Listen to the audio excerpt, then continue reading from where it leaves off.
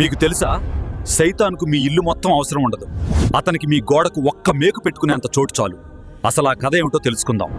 ఒకసారి ఒక ఇంటి యజమాని ఉండేవాడు. అతని ఇల్లు చాలా అందంగా ఉండేది. ఒక కొనుగోలుదారు వచ్చి ఆ ఇంటికి మంచి ధర ఆఫర్ చేశాడు. కాని యజమాని అమ్మడానికి ఒప్పుకోలేదు. ఆ కొనుగోలుదారు మళ్ళీ వచ్చి తన ఆఫర్ పెంచుతూనే ఉన్నాడు.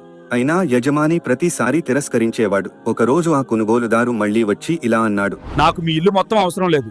ఈ గోడలో ఒక చోట ఒక్క మేకు పెట్టుకునేంత స్థలం చాలు. మీ ఇంటి విలువలో సగం దబ్బిస్తాను.